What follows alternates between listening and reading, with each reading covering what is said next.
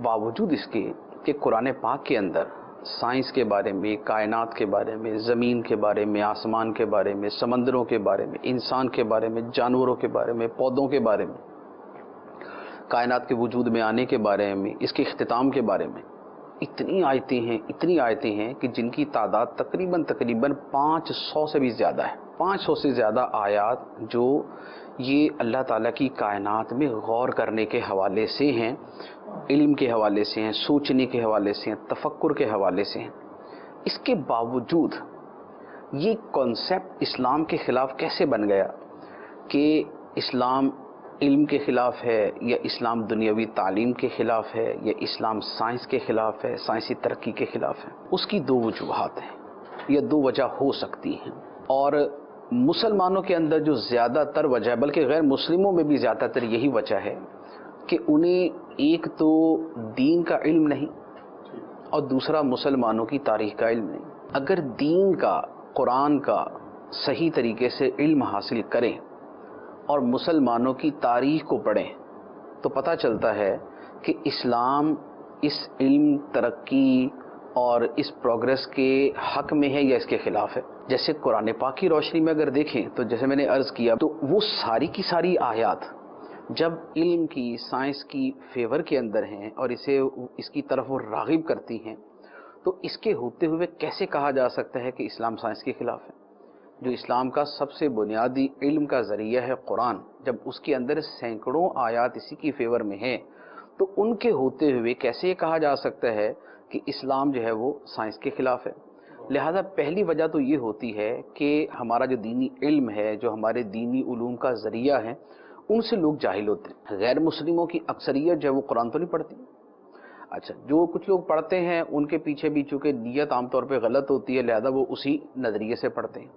मुसलमानों के अंदर कुरान को जानने वाले कितने हैं? फिर अगर मुसलमानों में जो सवाल उठाने वाले हैं वो कितने हैं कि इस्लाम साइंस के खिलाफ? जो लोग सवाल उठाते हैं, आप उनको ज़रा देखेंगे तो वो सारे वही होंगे जिन्होंने कुरान नहीं पढ़ा होगा। जब नहीं पढ़ा तो जब उसको इस्लाम की तालीमात का पता ही नहीं है तो फिर वो कुछ भी मंसूब कर सकता है। एक तो ये। दूसरा ये है कि जिन्होंने तारीख़ नहीं पढ़ी वो ये कॉन्सेप्ट क्रिएट करते हैं, बनाते हैं कि इस्लाम जो है वो साइंस के ख़िलाफ़ है, साइंसी उलूम के ख़िलाफ़ है। अगर मुसलमानों की तारीख़ देखी होती तो मुसलमान तो शुरू से ही ईजादात और उलूम के अंदर तरक्की करते आए। ये जितने बहरी बेड़े जो समंदर के अंदर चलते हैं, ये हज़रत सैयदना मीर मुआविया रज़ी अल्लाह ताला अन्हु के ज़माने के अंदर बहुत बड़े पैमाने पर तैयार किए गए और इनके अंदर बहुत ज़्यादा इन्वेंशंस की गई और ये बड़े आला से आला दर्जे के तैयार हुए। इसी तरह असलहा साजी के मैदान के अंदर मुसलमानों ने बहुत सारी चीज़ें ईजाद की। फिर उसके बाद अभी इस वक्त की जो मौजूदा साइंस है, इन सब की बेसिक्स हैं ही मुसलमानों के अंदर। आप तिब में देख लें तो तिब के अंदर अभी 1 सदी पहले तक यूरोप की जो तिब की जो इदारे हैं, यूनिवर्सिटीज़ हैं, कॉलेजेस हैं, वहाँ पर अशिफा पढ़ाई जाती थी। अशिफा तिब की किताब है और एक मुसलमान साइंसदान की लिखी हुई है। अच्छा, इसी तरह जोग्राफिया है, इसी तरह अलजबरा है, अच्छा इसी तरह ये इल्म फल्कियात है। तो ये जितने नाम है, खवारज़मी है, अलबैरूनी है, इब्न सीना है, इब्न रुश्द है, इब्नुल हैसम है, ये सारे के सारे जो है ये मुसलमान ही साइंसदान थे और इन्होंने ही ये सारी इजादात की और ये यहीं से यूरोप पहुंची थी। और ये मुसलमानों के अंदर तो ये इजादात उस ज़माने में हुई हैं कि जब यूरोप के अंदर की तो हालत का कुछ पूछे ही ना, कि वहाँ तो वो उनका ज़माना जahलियत था, डार्क एजेस, जिसको वो खुद एतराफ़ करते हैं कि ये हमारा ज़माना जahलियत था। तो उनके उस ज़माने जahलियत के अंदर इल्म का नूर किसने डाला? यही मुसलमान थे कि जो अपनी फतूहात करते हुए अंदलुस तक पहुँचे, स्पेन तक पहुँचे। वहाँ मुसलमानों ने उलूम को रवाज दिया और उलूम जो है वहाँ फलना, फूलना, बढ़ना, फैलना, रिसर्च ये सारे शुरू हुए। वहाँ पर ये कुर्तबा की यूनिवर्सिटी, ये गरनाता, यहाँ से फिर सारा इल्म यूरोप के अंदर फैलना शुरू हुआ और यहीं से पूरे यूरोप के अंदर जो है वो रोशनी फैलना शुरू हुई। फिर जब जिन जिन इलाकों तक मुसलमान रहे वहीं तरक्की हुई, वहीं रिसर्च हुई, वहीं तहकीक हुई, वहीं उलूम परवान चढ़े اور اس کے بعد پھر یہاں سے مسلمان جتنا جتنا پھیلتے گئے علم اتنا پھیلتا گیا، ترقی اتنی ہوتی گئی. تو یہ اسلامی تاریخ ہے. تو اگر مسلمانوں کی تاریخ کا پتہ ہو تو پتہ چلتا ہے کہ یہ ان علوم کی بنیادیں مسلمانوں نے ہی رکھی.